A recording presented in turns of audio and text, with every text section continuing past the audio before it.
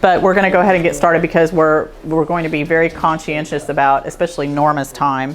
It is, as you know, the end of tax season, and Norma is our tax preparer, so she's given us a sliver of time today, and we're grateful for it. You look tired, Norma. I'm sorry. End of season tired. Yeah.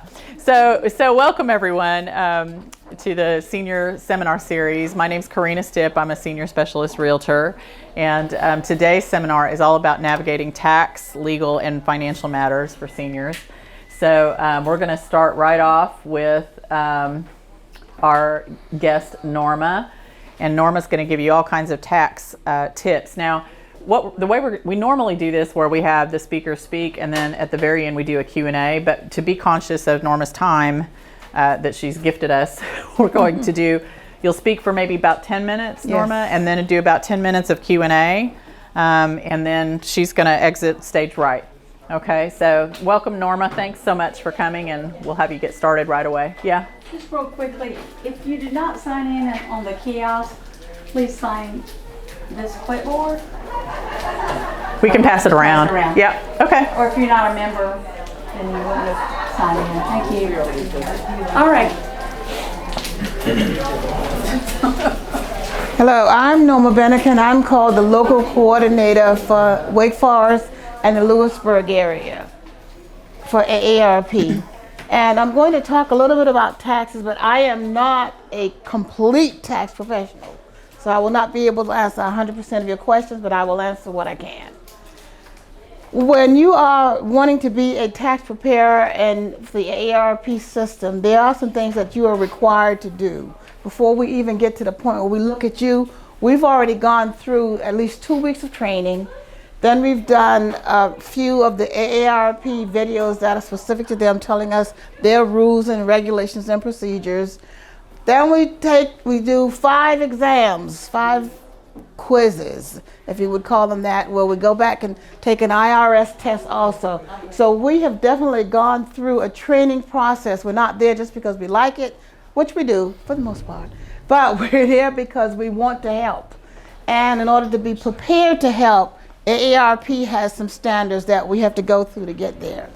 So what I'm going to talk to you about is a little bit about who has to file, when you might need to not file, what your tax bracket is, a little bit about things that we run into as we prepare taxes for people. So who has to file? Some people say, I'm 97, I don't want to file. Forget that, you have to file. There is no age limit on filing taxes. That's the first thing you need to know. Until you're dead. Until you're dead. Death and taxes. And then the person that's behind you files it for you for that last year. So it is filed, believe me. And when you're under 65, you have to file if you make at least $13,850. If you're 65 or older, you're filing jointly, it's $30,700. And when we say income, I'm talking about your wages, your pensions, annuities, IRA, your stock sales, your interest and dividends. All of that counts as income. Social Security benefits are not necessarily income unless your other income is high enough to bump it up. And then you do end up having to pay taxes on Social Security. If you have a federal tax, and you need to file if you have federal taxes or state taxes taken out of your money, but you don't have $13,850 as income, because that's the only way you're going to get your tax money back. You have to file in order to get it back, and then you go to your stockbroker or your financial person and ask them to stop taking it out. So that the next year you don't have to do, the year after that you don't have to do that. But always understand that you are the lead in your tax information. You know what's happening to you. Talk to somebody if you don't understand what you need to be doing. But consider this, $13,850. The majority of us make that amount at a minimum, because that's the lowest it is for no matter what age. That is the lowest it is. So we make that.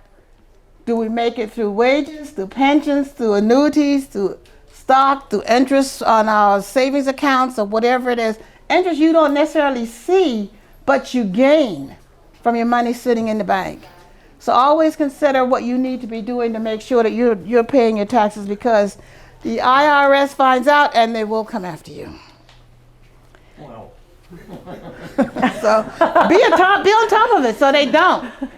If you have Obamacare, marketplace insurance, which I'm sure a lot of you do not have, but we have had people that had that up until they got Social Security. If you have that at that point, then you need to be filing taxes also, because that is one of the things that they do like to keep track of. And if they've paid, they help you with the insurance. So they help you pay the premium. So at the end of the year, if you make more money than you thought you were going to make, then you owe them back for those premiums that they paid you.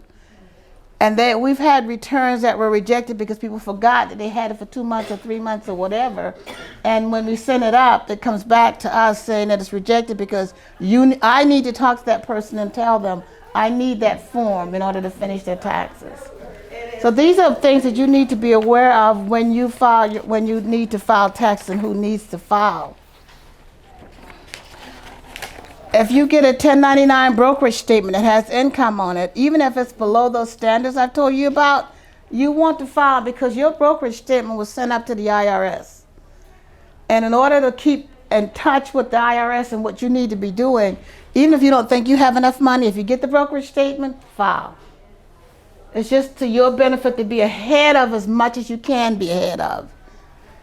I'm telling you, don't want to have the IRS talking to you.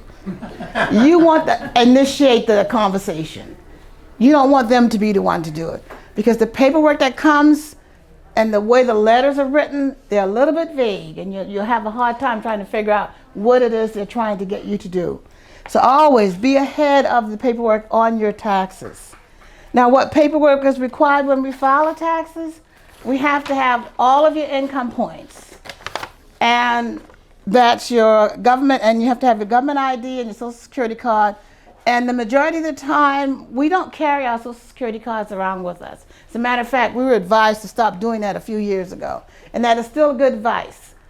The only time you really need it when you come to us to prepare your taxes is if you're new to us or if you don't have Social Security statements. Because at this point on your Social Security statements, they are putting your Social Security number. They keep saying they're going to remove it, and at that point you would need to bring the card. But as long as you have your Social Security statement, that pink statement, and you bring it when you get your taxes prepared, no matter who prepares your taxes, and you bring your photo ID, you've been verified. Because at that point we know we can, unless you stole somebody else's ID and they look like you, we can pretty much tell and be able to move forward with your taxes. You need to bring all of your paperwork, your 1099s, miscellaneous, 1099Rs, your broker statements, your interest statements. If you have interest under $5 or $10, you may not get a statement from the bank, and you don't have to worry about those. They don't come after you for $5. They come after you for 10. No.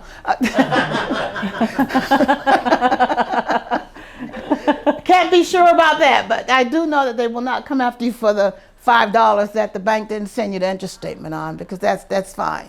But you'll have to do your interest, your dividends, your stock stuff, your salaries, any of those pieces of thing that can be considered income. You need to bring all of that with you when you come for for tax to be prepared, no matter if we're preparing it or someone else. Sometimes our broker statements come in the middle of March, which is, we've gotten to the point where we accept that. And we know, so when we start making appointments for us and for any of the other tax people, they start early, and you can just make your appointment for when you think it's going to come in.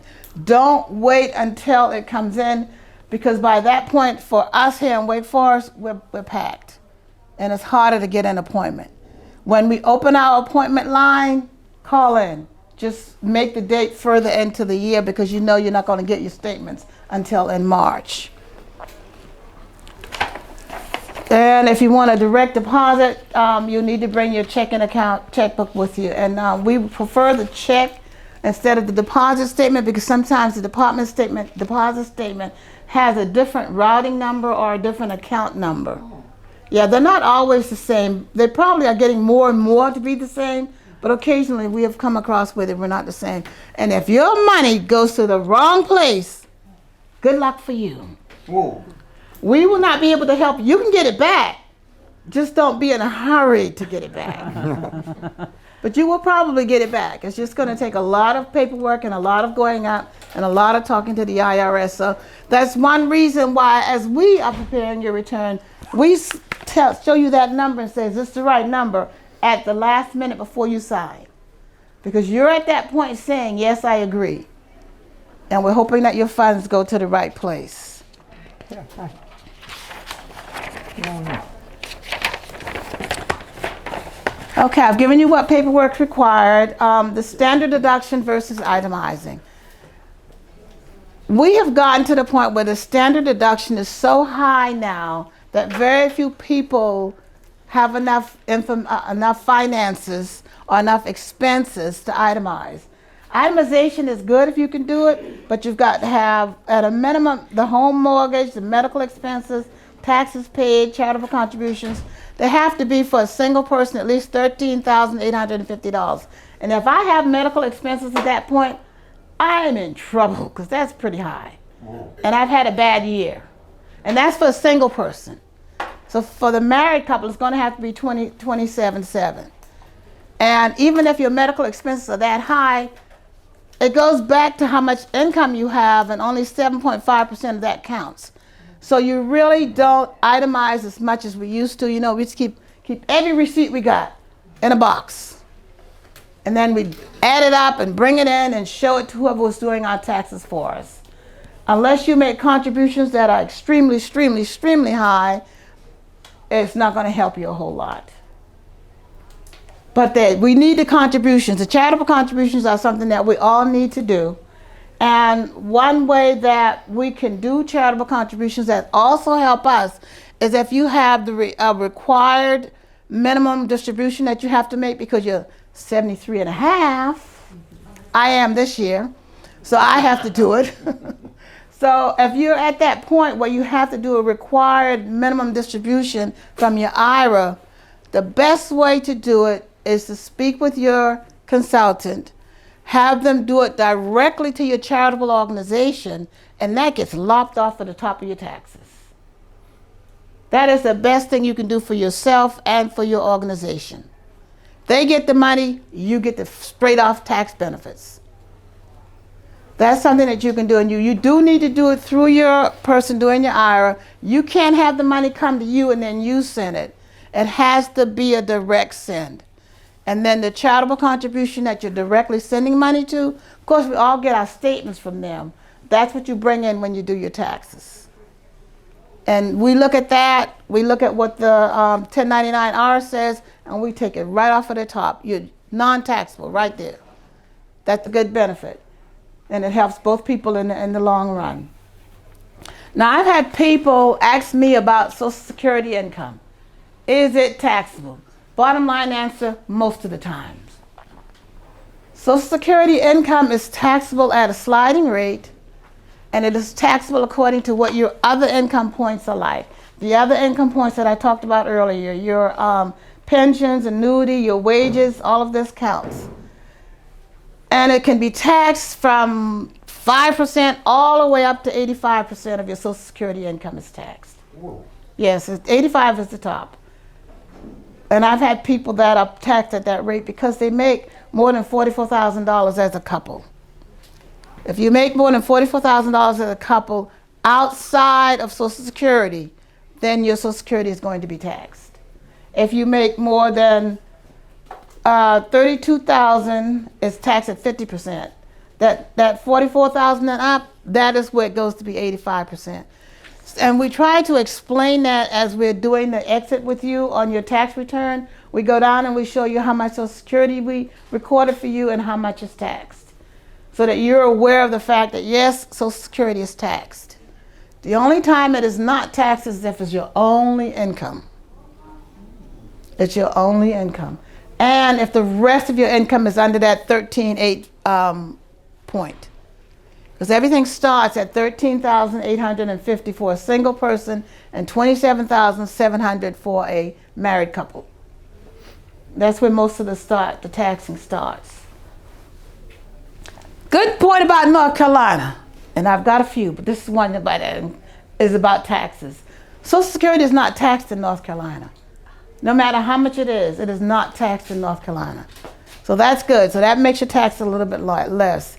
And in North Carolina, they have something they call the Bailey Act, where if you were employed at a federal government office or a North Carolina state, city, county, local office for in 1989, which for 5 years, anytime before that point, for 5 years, you're vested. You're not taxed. So for a lot of us, that means that we're not taxed here in North Carolina on our income. So we've got two things. Social Security not taxed, and then we don't get taxed because we work for the federal government or local state government or of North Carolina state now, not other states. Other state employees that retire here, they're taxed. They're just not taxed at the top rate for, the pensions are not taxed at the top rate, but it is taxed. So we get two good benefits from being in North Carolina. The Bailey Act, if we were a government employee, or military also, military or government employee or local government employee. So that's two of the good things, and this, Social Security is not taxed at all.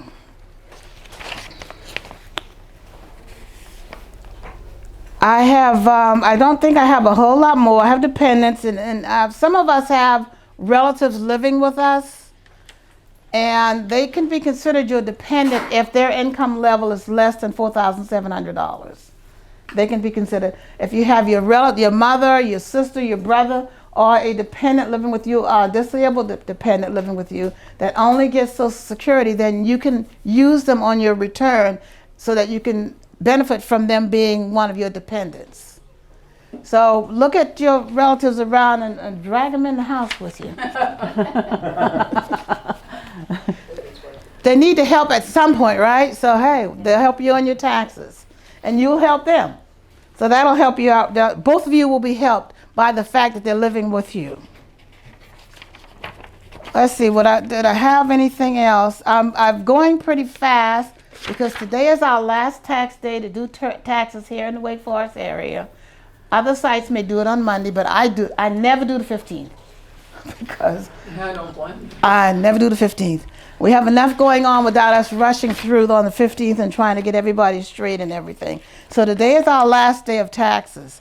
The other thing that I did want to tell you about is that as homeowners, you get property tax relief help in Wake Forest, North Carolina, and in different areas also. You would need to go to the county person and talk to them if you are a homeowner, 65 or older, or if you're disabled, or if you're a veteran with service connection. Income level is pretty low because it's $36,700. Yeah, so it might be put a lot of you out of point with that, but it is a good thing to pass on to your neighbors or to your friends or to anybody that you know that it might help them, because property taxes are going sky high right about now. Yeah. With all this new building that's happening, everybody's taxes are going up. So any help that they can get from you or anyone is a good thing. So talk to them about that.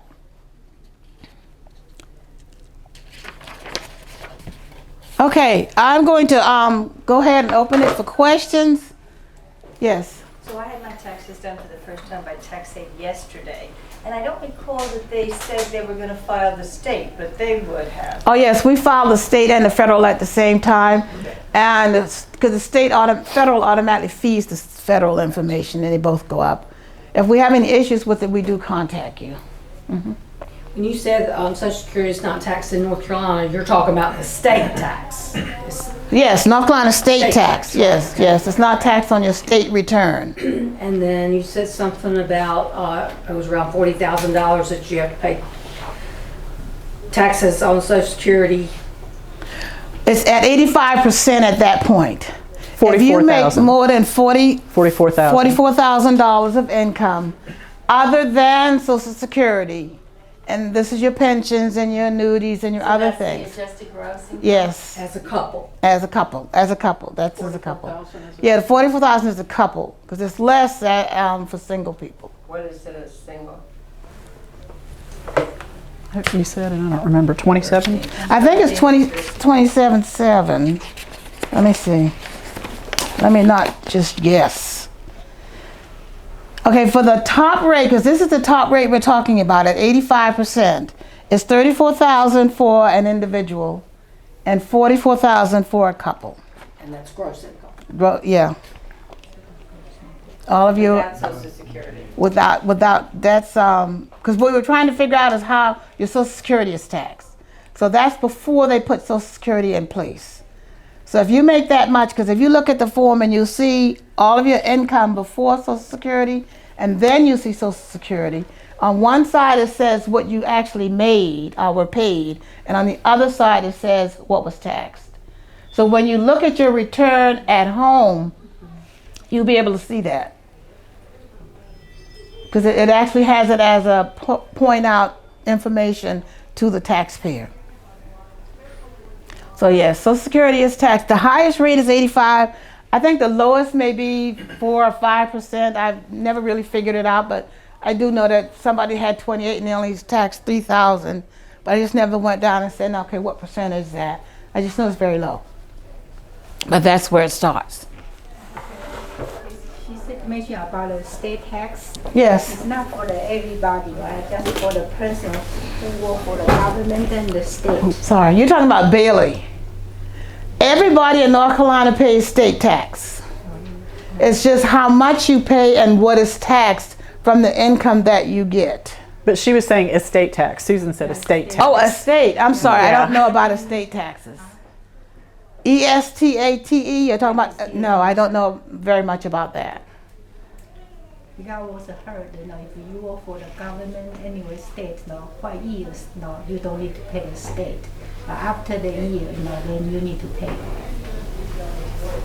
Say it again, please. This is a certain year you work for the government or state, 1989. Oh yeah, that's the Bailey Act. The Bailey Act, Then you don't need to pay, but after that, then you still need to pay, right? Is that right? Yes, if you were employed as a federal employee or a state employee before 1989, August 12th, 1989, is very specific. August 12th, 1989, and you were vested by that time. Now you can't just be employed in August and be good. It has to be vested. You have to be vested, have your 5 years or 6 years, or I think it's 5 years here in North Carolina. Vested is often 5. It's I don't often know. 5, but I think for the federal government it's 6. But you have to be vested by August 12th, 1989.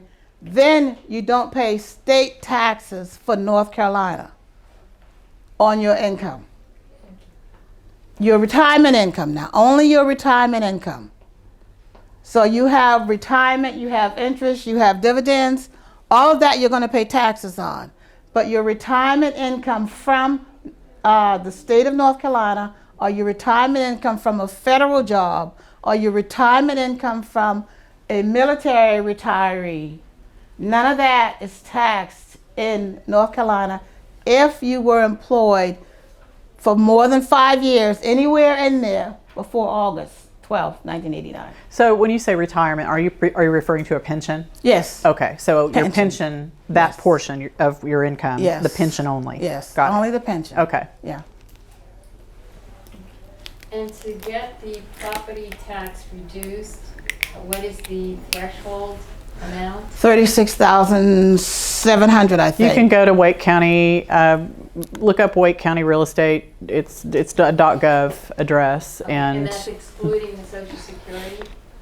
No, that's the part that makes it kind of rough, because it includes every bit of money you touch, you get yeah, Okay. you'd Yeah. have to be pretty low income in order have to to be qualify. very, very you low can income. you can read the requirements on the website though. Yeah. So what is it, wait? Wake County. I look at it every Well, day. it's Wake County or Franklin County or whatever county you happen to be in North Carolina. They Yeah. all have it. And they're terrible to deal with.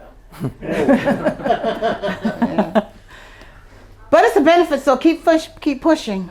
I've been down taking my papers in there by hand. They said, "Oh, we didn't receive it in time." I said, "I brought it to you." They said, "Too bad." Yeah, but you get it next year maybe. They do the same thing every year. Oh. I take it down there, or I ask for it to be mailed to me. They never mail it. And then they say, well, we need your always last need year's something else. taxes. Yeah. I said, but you're asking for this year's. I said, I haven't, it's not even time for next year's taxes yet. And you're asking for this year's taxes. It's not even time for it yet. And I mean, they do everything they can to stop you from getting Oh, I'm it. surprised at that. But it is something that you can get, and I would advise you to push.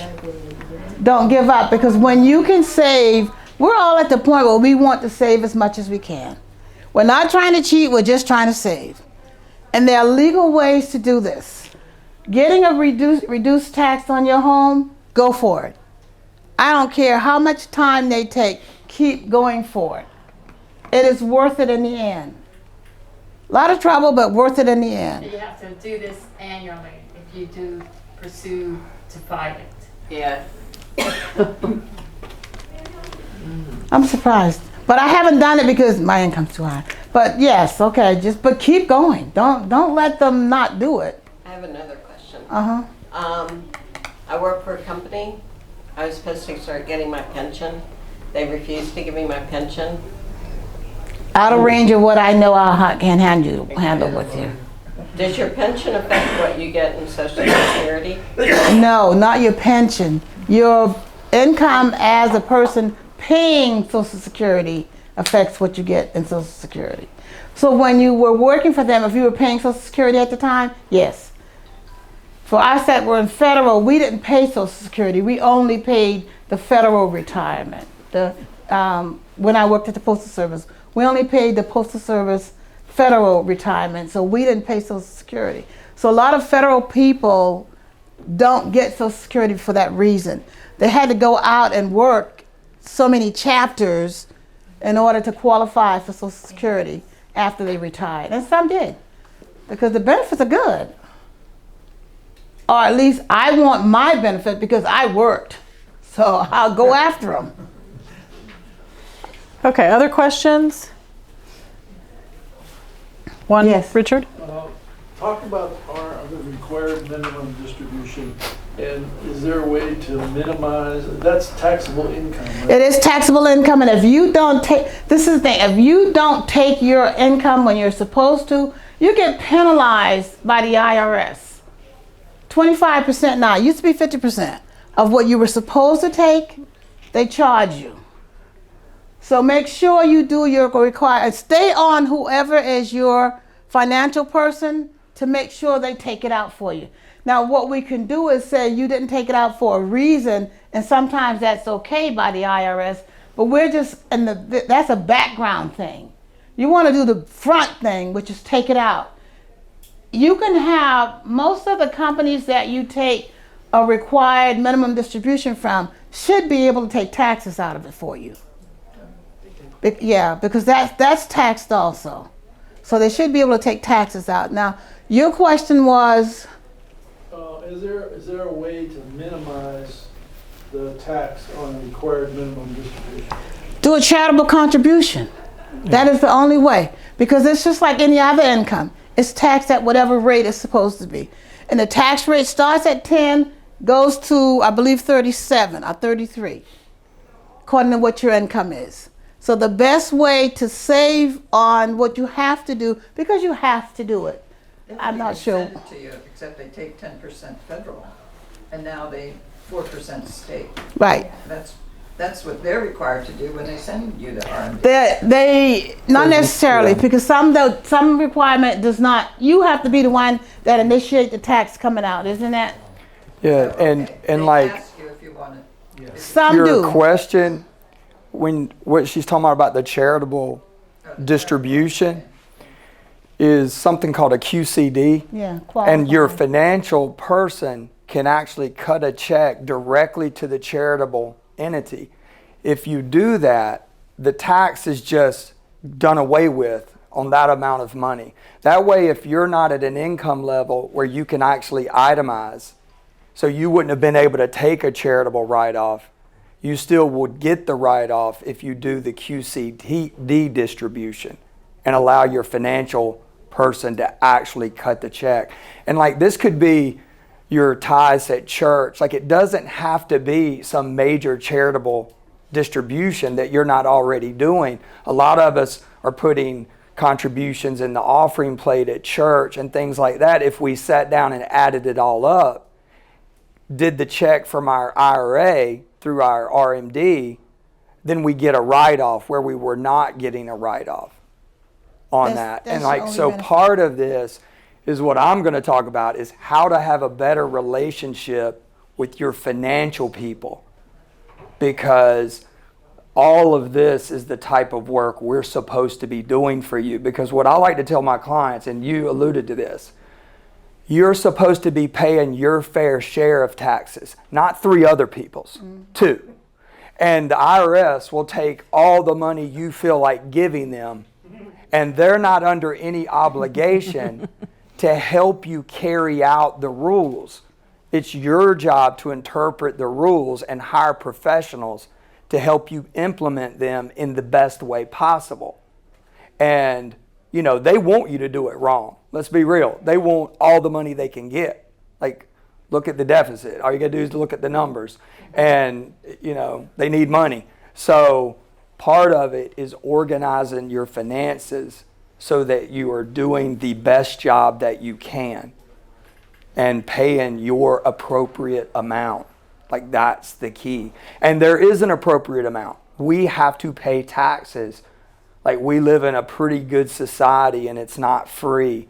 You know, so we have to contribute our fair share so that we continue to live like we do. Like, that's the purpose. But we still need to pay our fair share, like not everybody else's. Can this be done in a dollar amount, or does it have to be a percentage? Yeah, it can be a dollar It's figure. a dollar amount. Yeah. It's a dollar amount up to $100,000.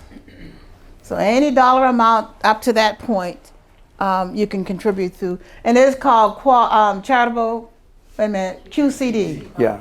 Qualified charitable Or distribution is Yeah. what the official name of it is. Portion of your. Oh yeah, you can do just as much as you want to.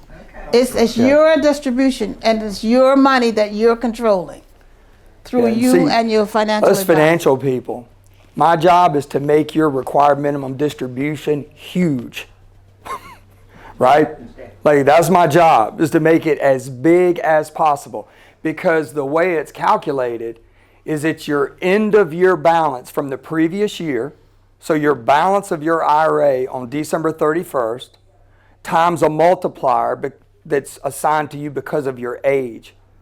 All right, so we want your required minimum distribution to be gigantic, because that means we did a great job managing your finances, and your IRA was at a big, much higher balance.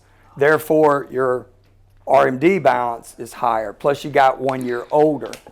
And I mean, so, but you need to know the impacts and how to manage the tax ramifications and all those things. Like, that's all part of it. Another, if you have like 3 different IRAs, and one of them's at a bank, and one's like an investment company, and one's a retirement from a like Kohl's department store, and can you take money from one of them to cover the other ones?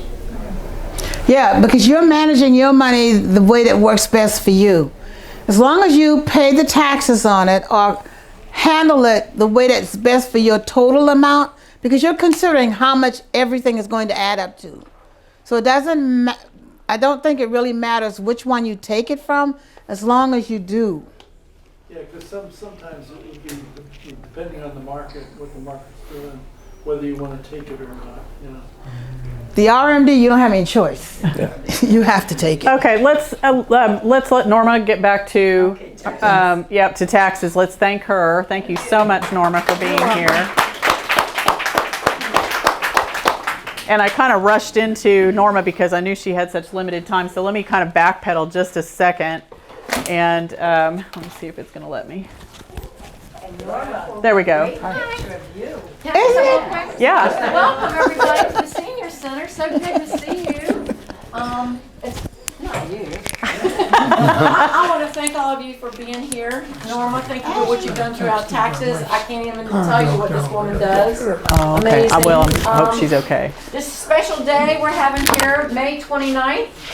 Don't forget that day. It's an all day long. It's like an open house. It's Recess Reimagined for the aging population. So we're going to have all kinds of events going on, all kinds of free events. You'll get to experiment with some pottery. You'll get to experiment with some drawing. You'll get to experiment with some fitness. You'll get to play games like we did when we were growing up. So just don't forget the whole day, May 29th. Wednesday. And, yeah, it's a Wednesday. What time to what time? It's all day. Oh, did you get your? All day. Yeah, pretty much 8:30 to 5. Yep. So y'all have a great seminar. Thank you so much. Thanks, Jenny. Norma. Bye. Thank you. Thank you. Yeah, Bob. Where does Norma work? Did MJ leave? Well, I mean, if people wants to go to, need help and need to go Okay, to good an point. office for tax help, where could they Oh, contact? we are seasonal. Well, yeah, But you volunteer here. I volunteer through AARP Tax Aid. We used to do our taxes here. This facility has gotten so busy, they don't have room for us. So this year, we're actually doing our taxes at the Friendship Chapel Baptist Church. Before that, we've done the Regional Center, which is across the street. But they had voting in there this year, so that's why we got bumped out. So in order to contact you, how would AARP.org, tax aid, and then there's probably a contact us type information on there, and the question will be fed back to me or whichever tax consultant is closest in your area where you're living. and it's tax aid with an E. Yes. Yes. TAXAID. Yes, Yep. like on the shirt. Yes. But we have the packets for their help outside this building. It's a bin, and every year they put it out there. Yeah, we put it out at the beginning of the year when we start taking appointments, and I'm getting ready to move it because we're leaving today. Today's the last day. Last day. Okay. But Thank. that's what the tax packets are, that I saw the signs, the Yes. tax packets are, Yeah. that's what that is. So you only help people during the season of tax season? I help them during the season of tax season, and if we did their return, I'm available through that contact me thing. Because I have gone with people to talk to IRS, to help them out after we've done their taxes, and they have an issue with the IRS afterwards. Yeah. But throughout the year, if you just have questions that come up about your taxes, if I would, you Yeah, we're can't not- call AARP or tax aid, can't get it. I don't know. I don't think so. No, because we're trained at the beginning of the year, and we work through that tax season, and then whatever happens after that, we're trained the next year. Okay. So we're not really available when they're not taxed on. Is there a fee or you have to belong to AA? No, it's free, but we take cookies.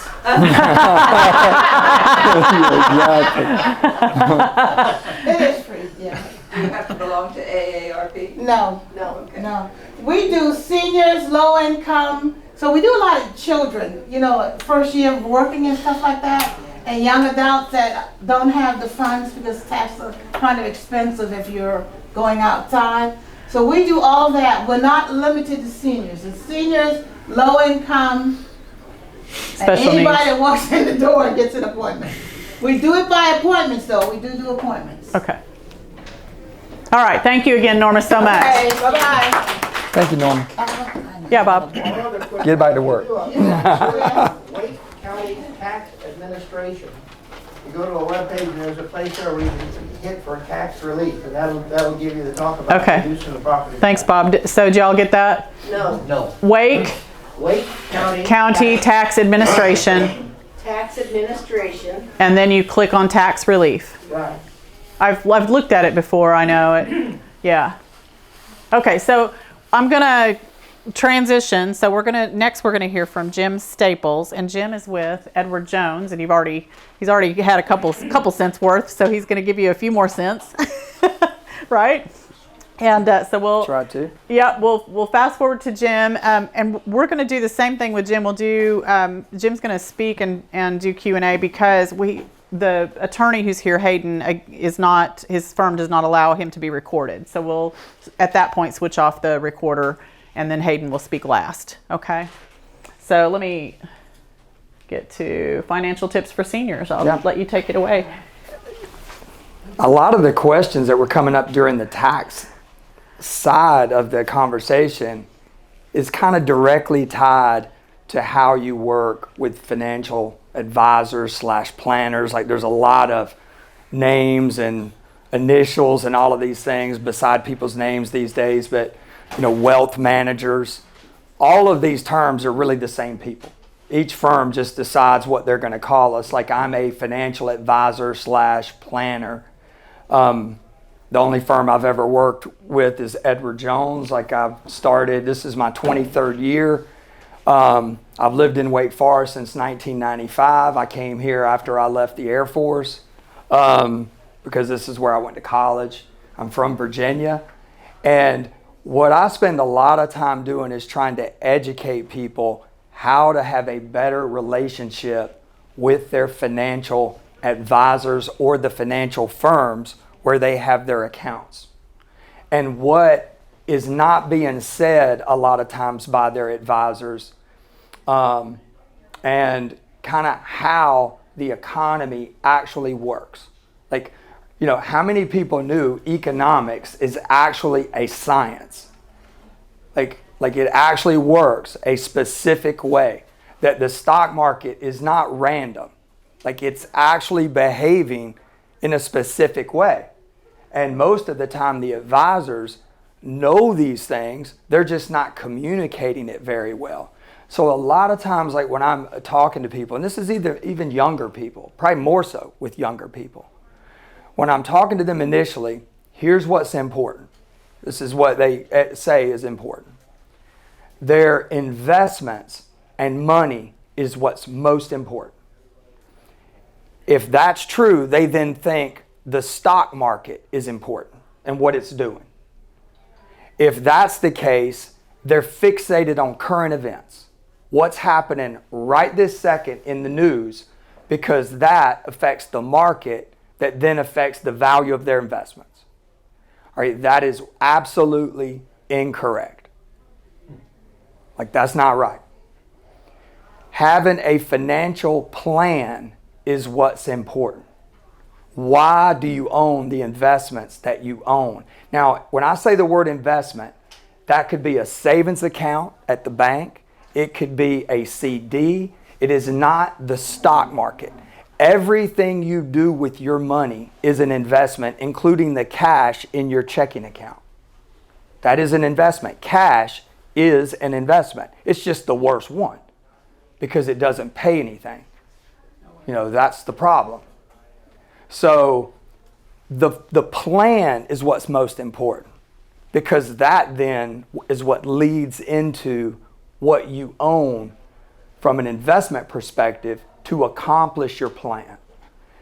If you're using a plan, then the investment philosophy that you're using, how you decide which investments you would use and under what circumstances, is the philosophy that's being used. That's what's important, not the market or the Dow or the S&P 500 index. If you're using a philosophy, then history is all that matters. Because economics is a science. All right, so if you look at this clock right here on the wall, this clock is how our economy runs. Our economy is cyclical. It repeats itself over and over again in a circle. So all financial people can tell you three things. Your investments are going to go up, they're going to go down, and they're going to do nothing. They're going to be flat, they're going to go up, they're going to go down. Because as this economy cycles around, when we're going 12 to 6, your investments are behaving a certain way. And generally, it's not so good. From 6 to 12, we love them. But it's going to happen again that they're going 12 to 6. And we've had about 17 of those cycles since the Great Depression. Now, here's the kicker. Guess how many times we've had a recovery and our investments have done ultimately better than they've ever done before? 17 times. And it's a 3-to-1 ratio. For every down step, we get 3 steps up. It's never the other way around. So the importance to stick to your plan is to kind of understand the expectation of how our cycle is going to work so that you feel confident in your investments even when they're predictably bad. Key word, predictable. Because investments, if you do them right, even when they're not doing so well, it's still predictable because our economy is cyclical. And, you know, everybody, how many people have heard the word portfolio or diversification, like all these terms, right? Everybody has one portfolio. It does not matter if you've got 8 investment accounts, 1 investment account, 3, 4. It doesn't matter if it's an IRA, a regular brokerage account. You have one portfolio. It should be pointed to your financial plan. So it should be thought of as one collective thing so that it can be best positioned to accomplish your goal. Because again, our objective for you is to make you pay ridiculous amounts of taxes because you've done well financially. That's the hope, that we can help you do better. But all that's by design, like we're doing it in a calculated way. Because math is a science too, right? Like, you put the numbers in there and it's going to equal a number. Like, so if we can get your financial plan in a math equation, then we know we can do it because we know the math and the math will work. Most of the time, what leads to people not being successful in their financial plan is not the numbers, it's the emotional aspect. How many people have heard of like Susie Orman? You know, Dave Ramsey, all those people. I call them the talking head people, you know, like the people on TV, talking 24/7. Here's the issue with the 24/7 talking head people. They do not give you the proper context in the advice that they're giving. Like they're not giving you the whole story. All right, I've got a flyer and there's a little green brochure up here. Take it home because it's got information not about us or Edward Jones. It's about how investments actually work because your emotion is important. You should feel accomplished, successful financially, good about what you're doing, no matter what the talking head people are saying on TV, because they're telling you the world's coming to an end, right? Our economy is going broke, the deficit's so big, the dollar is going to the euro, or we're going to have one world currency, like all these weird things. None of which is true. It's all fake. Fake news. All right, so the key to confidence is having a plan that you know you've executed properly. And that's right down to the return that you need for your plan to be successful. Because I spend half my day telling people that their plan is not appropriate, that their returns cannot be achieved. You know, it can't be done. The math don't work, especially younger people. You know, they're 55 years old. They want to retire at 60. They've got $200,000 and they need a $100,000 salary. It's like, okay, my kindergarten kid can do that math. Like, it won't work. It's a big negative. So you get the math right, though, and we understand the investment part. And see, y'all do too, because my mother gave me a book when I graduated from college. And the book was everything you ever learned in life you learned in kindergarten. That was the book. All right, and it was, you know, I've thought about that book. It's on my desk at my office because all these stories and all these things we've been told, don't keep all your eggs in one basket, all these sayings are telling us how to do all the things in life that we need to do. You know, diversification, portfolio, all that is nothing but a fancy recipe. And everybody knows a good recipe. Like we all know, there's a cake we like to bake. There's something we make, and there's ingredients, right? And if you think about it, all the ingredients are lined up. You put them together, it makes a cake. Cake's awesome. But if you took those ingredients and you took a big old spoonful of one of them, like vanilla extract, smells great, tastes horrible. Baking soda, not so good. So you can't taste that ingredient and go, I don't like that. I'm not putting that in the recipe. Setting it to the side. Because the cake will not come out right. And see, portfolios and investments are designed to be combined properly. If you mess up the ingredients, it is not going to work right. And see, what happens is we listen to the TV, and the TV says, don't buy Tesla. One day. Next day, buy Tesla. Don't buy Apple. Buy Apple.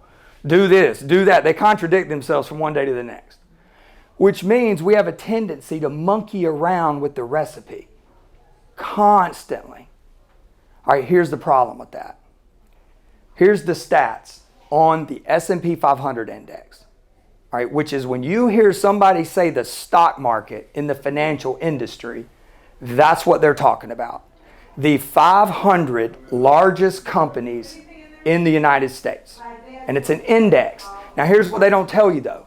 It is not equal. It's not 500 companies equally distributed. So the largest company represents a bigger percentage of the index.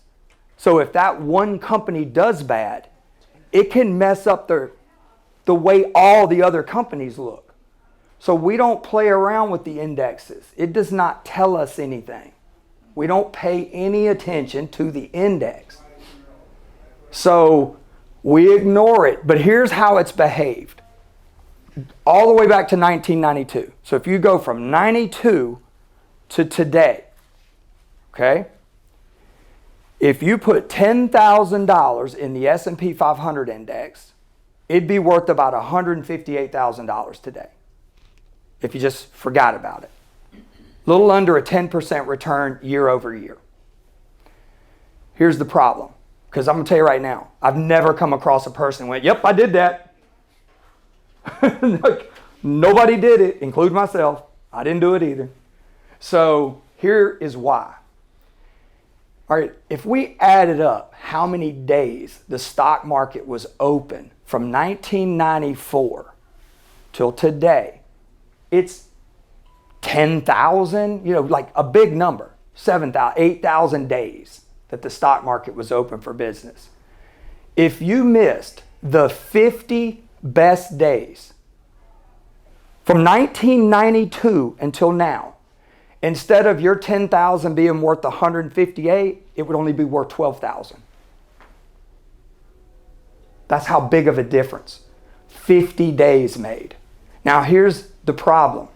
Guess when the 50 days, best days happened? 76% of them happened within 15 days of the worst day. So if you want to own your investments when they're doing the absolute best they're ever going to do, guess what? You better own them when they're doing the worst. So you have to learn to embrace the bad. Because hey, I'm not that far from my investments doing the best it's ever done. But you have to know what you own. You have to understand how it's going to behave. Because if you don't, it will disappoint. And then guess what? It's disappointed you, which means it's not doing good. You then get out of it. So you're not in there 15 days later when it does its best. And see, this is where the talking head people get it wrong. Because it is not the investments that make people not do well. It's the behavior. And our job as advisors is to help you control your behavior. Understand what you're doing so that you can be more confident in your plan and know when those people are not talking to you. They're not talking to you when you have a plan and you've invested appropriately. They're talking to somebody else. So you can just tune out those people. And see, all this lines up with how you pay taxes, what your RMDs are. It's all connected together. Because honestly, everyone in this room should be in their new normal. All right, that means what's happening right now should be your year over year normal, which means you shouldn't have to give any thought to your taxes. It should be just like last year. Everything should be repetitive because it should be part of your plan pre-organized so that you're just implementing. No thought, no emotion, no nothing. You're just rolling it out year over year. And this, then you can go live your real purpose. And it's not managing your investments and worrying about taxes. Like, that's not what your purpose is supposed to be. Like, that's my purpose. That's what I do. And I don't even talk about finances and taxes when I go home. I never mention it. It's off limits. As soon as I walk in the door, can't talk about that stuff. So, it's really just about kind of sitting down and jotting some notes down, like, hey, a little bit of organization, get a little bit of planning. I spend a lot of time giving second opinions to people. Nobody has to pay me to get a second opinion. There's no requirement. I've been doing this for 20 something years. I don't need any more clients, to be honest with you. Like, I got plenty of them. Like, I'm not trying to grow my business. I'm not trying to, do any of that. But I meet with people in the community that need a second opinion. And, if you just want to see how your investments and your taxes look, we can tell you. And a lot of times we ask you how you think it looks. We then look at it to see if what you think is actually accurate. Is that the way it really looks? And you're under no obligation to hire us. It's nothing like that. Does everybody know how financial people get paid? Has anybody been specifically told how people in this industry get compensated? Through the investment companies? That's partly, yes. How it works, and we'll tell you, this is non-negotiable, meaning it's all federally regulated. Nobody is sitting around trying to figure out how to charge people more money. You can't do it. I'd be doing this from a Zoom call in my prison cell, because that's where I would be. We live in a world of technology. They record every keystroke I make in my computer, my compliance people. They know everything I'm doing. My phone calls are recorded. They run through the computer. Every number I dial, every call that comes in, it's all tracked. My emails, they scan the emails looking for words, like if I use the term guarantee or something that's inappropriate, my compliance people would be calling me on the phone saying, what'd you say guarantee for? That's bad. But that's the world we're in right now. That's how technology works. So what happens is, if we're in what's called, there's the term fiduciary, right? Everybody's kind of heard that. Nobody really knows what it means. But the reality is, it's a legal term that means not only are we just ethically responsible for helping you, but we're legally responsible. We can be held legally accountable. So it's a whole nother standard of care that we have to provide to our clients. And we have fiduciary relationship-oriented accounts. And those accounts are fee-based, which means there's a set fee associated with your relationship, i.e. 1% or some number like that. And it's a percentage of your account balances. And that fee is paid monthly. It shows up on your statement, and it includes every service we provide, everything. So there is no a la carte charges. There are no other charges. That is the charge. And there's no transactional charges. There's no investment related charges. So we're under no kind of influence by the investment firms to project one product over another, promote one product over another, which we don't do that anyway. I don't know why that's a thing, but it keeps us from wanting to do that, supposedly. All right, you can pay commissions, which is you just pay as you go. You buy an investment, you pay the cost of it, and that's it. And you move on down. There's no ongoing charges to own the investments. Is one way better than another? No. It's just, if you're more confident in one strategy over another, then that one's appropriate for you because it makes you feel better about the relationship. I do it both ways. We give our clients a choice. Would you rather pay commissions? That's fine. We do commission leveling though, which means they're all the same, even on the commission side. So I don't make more money from one investment over another. It's not allowed. So and it's all on the table. Everything is discussed before anybody pays for anything. So I've never had a client that has not been able to achieve their financial goal because of the cost of their account. I have 3 kids. They cost a lot of money. A 1% fee of a smaller number is a smaller number. In no way is that my incentive. I needed your account to be a much bigger number so that fee pays me more money. Like, that is the American way, right? That's capitalism. So our objective is in alignment. We want to do better as a firm, make more money. If we can grow your account to be a bigger number, we do. If your account goes down, we make less. We don't like that. We have a lot of bills to pay at Edward Jones. We have a lot of employees. So, it's all a collective thing. That's how it works. And that's how, wherever you have your current relationships at currently, that's how they work too. It's just, do they communicate it in an appropriate way? Like, if we're bad at anything in the investment industry, it's communication to our clients. We tend to talk over their head, use too much technical jargon, use too many ratios and financial terms. My own company does it. I'm talking to home office people. They're like speaking a foreign language. I don't even know what they're saying. I can't even ask people for help because they talk in corporate jargon that they've forgot to give us the little cheat sheet that tells us what stuff means. And it's worse today. It's worse than it's ever been. The news, they're all using terminology and things. You know what they're talking about. You just don't know the new term that they're using. And that goes back to really everything you ever learned. You learned in kindergarten. Like, just use your common sense, because it's still a common sense based system. It's just they're using all this terminology that none of us know.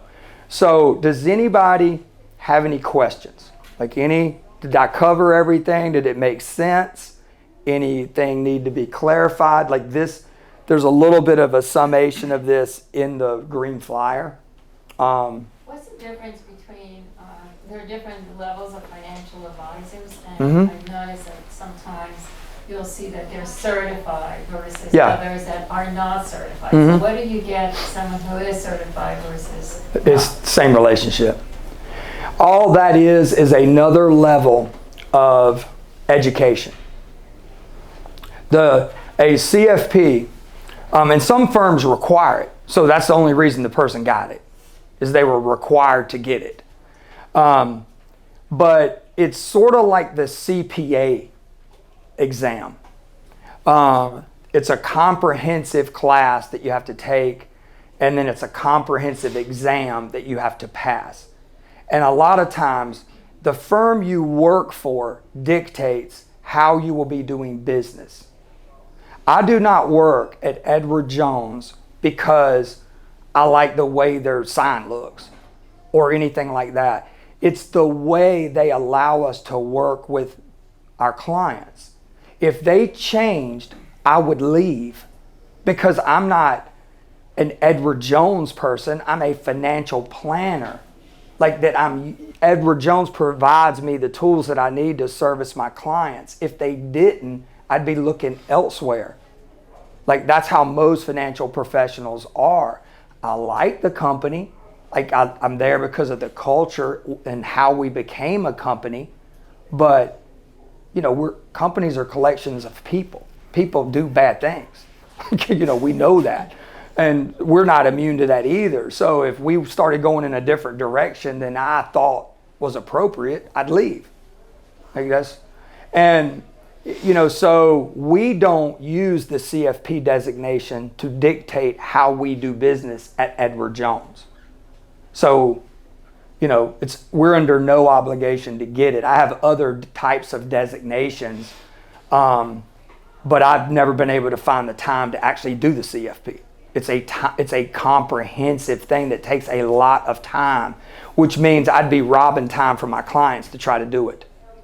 And I've just never been able to figure out how to make it work for me. And nothing would change as to how I do business. Some firms, that is not the case.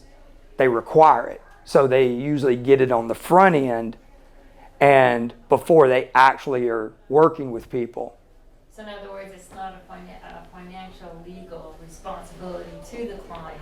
No. Having it or not having it. No, ma'am. No, and a CFP organization is just a private organization that is issuing that certification, and they have a code of ethics, requirements. So it's basically a standard of service that you know you're getting a set way of service because of the certification process of that professional. So, it's a great thing. It standardizes like our practices because the industry's not that standardized. Like everybody that does it differently to some degree.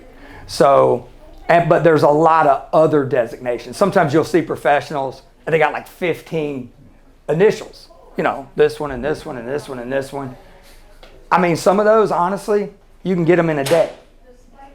You do an online class and it's an open book test. Like, it doesn't mean anything. So, but it looks good because you got a lot of initials, so you must be smart.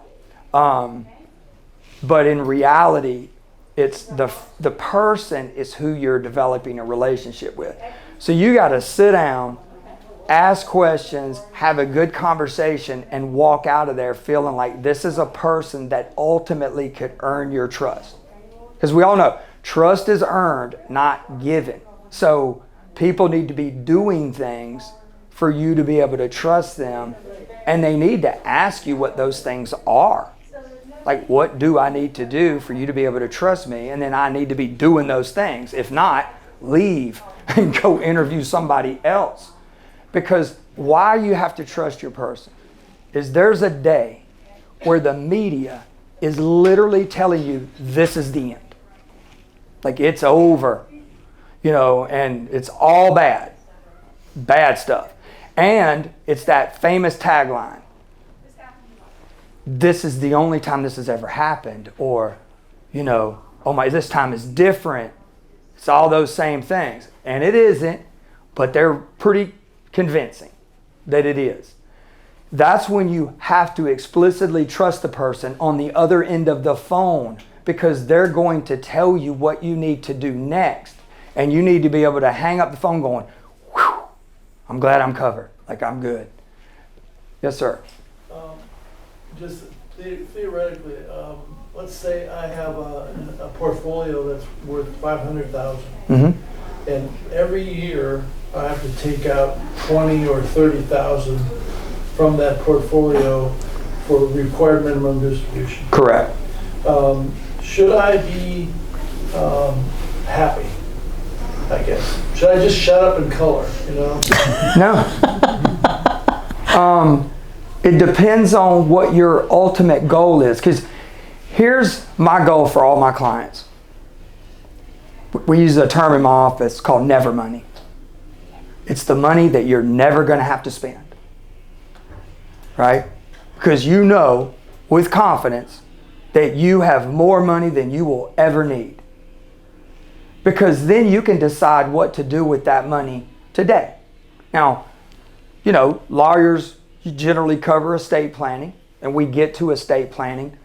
But my estate planning starts with my clients while they're living, because I want them to be able to do things with their money before it goes through their will.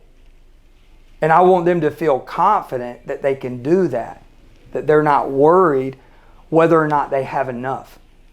Because it keeps you from doing some of the things that could be in your plan. You're just reluctant to put it on there because you don't think you can do it. And, part of it is having a strategy that you can be confident in. Because, I've had clients come to me and go, my kids, and this is a common theme, honestly, my kids seem to be having a harder time than I did. When I came out of college and I got my first job, and it doesn't seem like they can afford things. And I don't know how they're going to get their kids through college and be able to pay for it because college is so expensive. And my next statement is, oh, do you want to pay for it? And they go, well, I mean, I don't know. I mean, I'm like, yeah, I've already ran all those scenarios. You can pay for it. Like, you can either leave them the money in your will, or you can pay for their kids' education. Like, and if you do that, they'll know for the rest of their life who paid for their education. Like you can't take that back. Like, so you just did something. You just made a different type of investment. I mean, because that's just as important, if not more so, than the money sitting in your account and you just not knowing whether or not you have enough. And like, that's why it's so important to have a plan that you know the answers to all those questions. Because, no, I never just rest on my laurels. Like, once a person has kind of won the game, like you've won the game, like you saved enough to live the life you're living, but is there a next chapter or not? And like, we all have the final chapter, right? It's called an estate plan. Like, that's the final chapter, a will that tells everyone still living what to do next. Like, what to do and what your wishes are. Now, you can also carry part of that out while you're living. You don't have to wait till the end. And especially on the financial side, some things, have to be dealt that way. But that's all part of it, is coordinating all these things into one financial plan.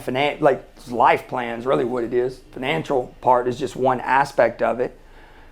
It's a big part because we live in a capitalistic world and everything we do takes money. It costs money for us to all get here because we had to put gas in the car, right? Like, so everything we do costs something, and your plan just needs to incorporate all those things in, and then you feel a lot better about it. Then you can live your real purpose, because it shouldn't be sitting around trying to live our administrative aspect of our life. Like, does that all make sense? Like that. And we got great investment tips too, but not really. And you'll see that, like, there's a little bit about our investment philosophy and kind of how we do investments in the brochure to kind of give you an idea of what some of our recipes look like and how we put together investments, kind of what the expectation is. But again, consultations are free. I'm still like the old school professional and actually do house calls. Like, I'm almost would prefer to sit at somebody's kitchen table than for them to come to my office. Usually all the financial documents are down the hall, so you're not having to figure out what all to bring to my office. It's sometimes easier to do it that way. But, or we just do it over the telephone. Just have a quick conversation and see if there's anything we can add value to. And if not, we'll just kind of give you the best advice we can. And then that also carries over into kind of what she was talking about, taxes. We spend a lot of time this time of year helping people coordinate their records so that they have a better kind of time with their tax preparation people. They're not getting 14 phone calls. Where's that other 1099? That kind of stuff.